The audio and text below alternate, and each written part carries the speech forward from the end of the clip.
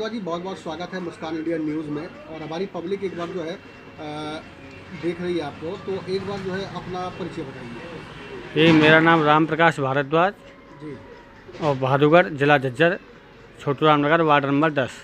असल में क्या है जी, ब्राह्मणवादी में कुछ ऐसे तत्व घुस चुके हैं जो ब्राह्मण ही नहीं हैं जी और धर्म को बेचते हैं। जी इसलिए ब्राह्मण के नाम पे वो सब उन्होंने धंधा कर रखा है। जी जैसे हमने दुकान कर रखी है, उन्होंने ये व्यवसाय बना रखा है। तो ब्राह्मणत्ववाद वहाँ से ख़त्म हो रहा है। क्या लगता है कि आपको शिक्षा का आधार ब्राह्मण भाइयों में पहले से शुरू से ही था, क्या अब और ज़्यादा आ चुका है? अभी भी ये ब्राह्मणों में शिक्षा सबसे ज़्यादा ब्राह्मणों में मिली। ऐसा है जी, जितने भी हमारे पहले गुरुकुल चलते थे, जी संस्कृत महाविद्यालय थे, वो सब लुप्त कर दिए सरकार ने। जी इस कांग्रेस सरकार ने जितनी भी पॉलिसी बनाई, गुरुकुल धीरे धीरे नष्ट हो गए। और ये जो यूएसए की और ये पढ़ाई आई हमारे देश के अंदर, इसने सारे संस्कार ही ख़त्म कर दिए।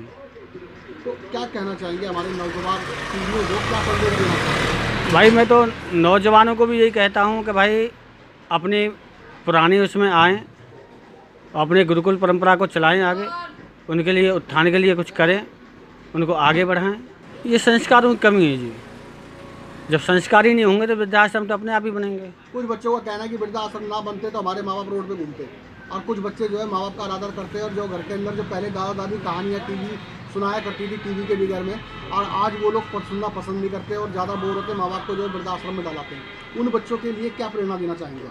भाई मैं तो यही कहूँगा कि आज उनको अपने माँ बापों को वो निकाल रहे हैं, कल को उनके बच्चे उनको निकालेंगे। ये संस्कारों की कमी तो है ही। वो हमारे पुराने संस्कार चले गए। इसीलिए पहले कभी आपने सुना था वृद्धाश्रम?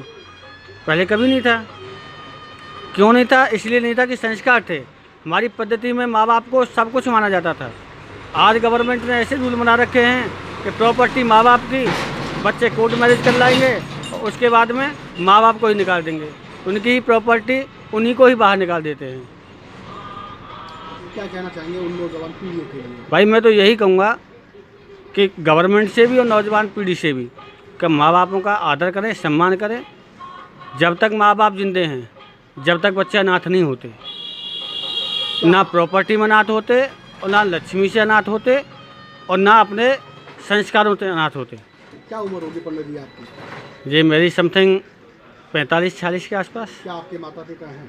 जी अभी हैं, प्रभु कृपा है मेरे ऊपर, दोनों हैं। तो वो आप ही के साथ रहते हैं? हाँ जी, मैं उनके साथ रहता हूँ जी, वो मेरे साथ नहीं रहते। बहुत बढ़िया, नेक विचार है। तो क्या लगता है कि माता पिता की सेवा आप करते हैं, तो आपको क्या लगता है कि बच्चों को करना चाहिए? नहीं देखो, सेवा तो मैं नहीं करता हूँ, मैं झूठ बोलूँ, मगर हाँ ये है कि जो भी मेरे से बनता है उनका ही आशीर्वाद है जो आज मैं यहाँ तक पहुँचा हूँ, और उनकी ही कृपा मेरे ऊपर बनी है और आगे भी बनी रहेगी।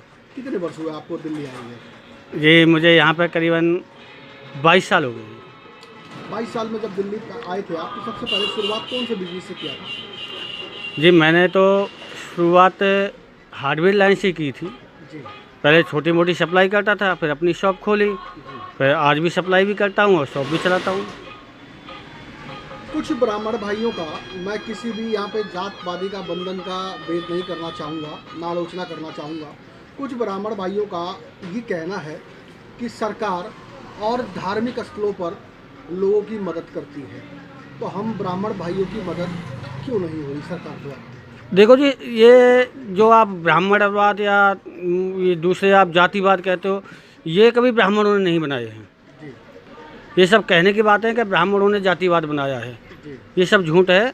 ब्राह्मणों ने कभी जातिवाद नहीं बनाया। जातिवाद तो बनाया है असल में गवर्नमेंट ने, जी जो हमारी सरकारें नहीं हैं। जी आप किसी का आधार कार्ड ले लो, अब आधार कार्ड हो गया, पहले राशन कार्ड थे, उसी में सभी पर जाति लिखी जाती है। नौकरी में जाओ तो जाति पूछ के नौकरी दी जाती है। ब्राह्मणों के पास में कोई आया, किसी मंदिर में, आप वैष्णो देवी माता मंदिर चले जाओ, अमरनाथ चले जाओ, या आप बालाजी चले जाओ, या वृंदावन चले जाओ, वहाँ पर किसी से ये पूछा जाता है ये जाति है तो यहाँ पे परिक्रमा दे सकता नहीं दे सकता। वहाँ भगवान के लिए सब मंदिर खुले हुए हैं, कोई भी जाओ, आओ, दर्शन करो, अपने चले आओ। ये तो ये सरकार की बहुत बड़ी भूल है। जब हर धार्मिक क्षेत्र में सरकार अपना योगदान दे रही है तो उसको मंदिरों में भी अपना योगदान देना चाहिए। क्या लगता है आपको कि एक ब्राह्मण मंदिर से कुछ ज़्यादा पैसे कमा लेता है? ऐसा कुछ नहीं है जी। ब्राह्मण तो केवल एक मंदिर के ऊपर ट्रस्ट के अंदर तनख्वाह पर रहते हैं। जी सच बात तो यही है। जी और जो भी पैसा आता है वो ट्रस्टी के अंदर जाता है। मैंने तो कई मंदिर ऐसी देखी, छोटी छोटी मंदिर जहाँ पे कोई ट्रस्ट भी नहीं है। तो वहाँ पर कितना चंदा आता होगा? आप क्या सोच रहे हो कि वहाँ पे पूजा लाख? और अर्चना और चंदे के पैसे से गुजर बसर करते हैं। बस और उसके बावजूद भी वो कहते हैं कि हमें सरकार से थोड़ी तो मदद मिलनी तो चाहिए। उनको मदद मिलनी चाहिए। जब आप एक बात बताओ, हमारा टैक्स का पैसा आप का इतने ये मदरसे खुले हुए हैं, ये खुले हैं, उनको देते हैं, तो हमारे गुरुकुल तो आपने बंद करा दिए। पहले गुरुकुलों में देते थे, राजा महाराजा गुरुकुलों में चंदा देते थे, उन्हीं से गुरुकुल में अच्छे संस्कार मिलते थे, अच्छी पढ़ाइयाँ मिलती थी।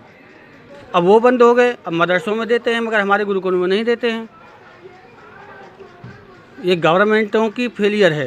जो हमारे यहाँ से आज जितनी भी ये घटनाएं हो रही हैं, ये लोग नौजवानों के अंदर क्रोध है। छोटी छोटी सी बातों पर आप देखे होंगे न्यूज़ों में, छोटी सी बात के ऊपर 10 रुपये के ऊपर मर्डर हो जाते हैं। ये वही क्रोध है जो नौजवानों में संस्कारों की कमी और पद्धति की कमी है। मैं सभी नौजवानों से यही कहूँगा कि भाई दीप जलाएं और मिठाइयाँ बाँटें और अपना हंसी खुशी त्यौहार मनाएं और प्रेम भाव से सभी त्यौहार मनाएं। इसी के साथ सभी देशवासियों को और सभी नौजवानों को और सभी भारतवासियों को हार्दिक शुभकामनाएं। धन्यवाद।